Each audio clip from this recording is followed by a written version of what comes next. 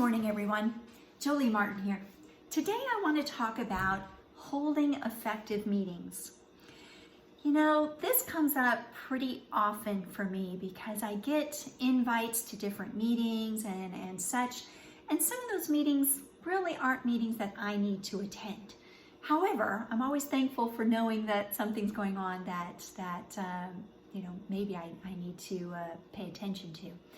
I want to talk though about how you can drive effective meetings inside of your organizations, and whether you have a big team or you're dealing with customers or whatever that is, there is a system to make sure that your meetings are effective. And I don't care if it's an informational meeting, if it's a follow-up meeting, it's a brainstorming meeting. I don't care what it is, but there is a system to making sure that those meetings are effective.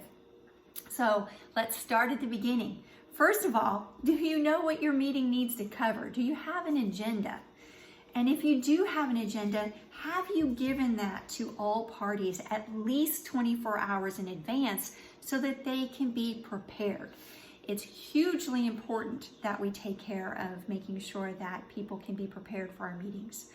The next item is, have you invited the people that are most necessary?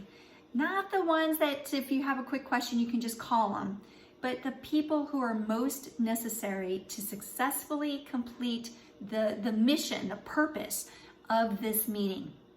And I say that because a lot of times, and we've all been in these meetings where there were way more people there than was absolutely necessary. And what happens is meetings can be expensive. If you really look at the monetary value of a meeting and the wages of all of those people, prep, etc., a meeting can be expensive. And you don't want anyone wasting their time in a meeting who doesn't really need to be there. Especially if you just maybe have a question or something for them. Just let them know that you might need them to be available for a quick phone call, and you can make that call if necessary, if something comes up that requires it. But let them continue working, knowing that they might be needed on the phone for a brief moment. Have only the people that are necessary to make decisions and get the work done. And that brings me to the next section of your effective meeting. Does everyone understand their role in the meeting? Did they have homework that they needed to do prior to the meeting to make sure that the meeting accomplished your purpose? This is why the agenda piece is so important, because sometimes people need a little bit of work time before they can come into a meeting. Otherwise, we come into a meeting, we assign out everyone, tasks, and then we have to get back together for another meeting so that we can hash out what we should have been able to hash out at the first meeting had we given everyone a heads up on their role within the meeting and the homework that maybe they needed to do ahead of time. And then the other piece is, are we tracking decisions and action items? And are we effectively managing due dates on those items and getting it done?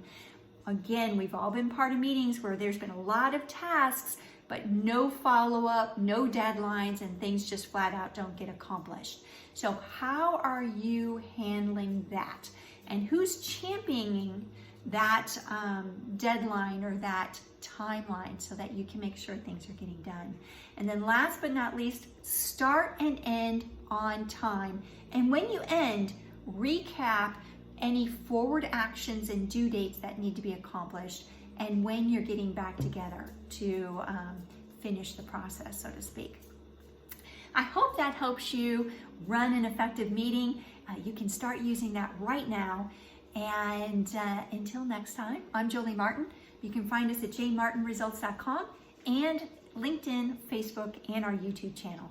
Until then, see ya.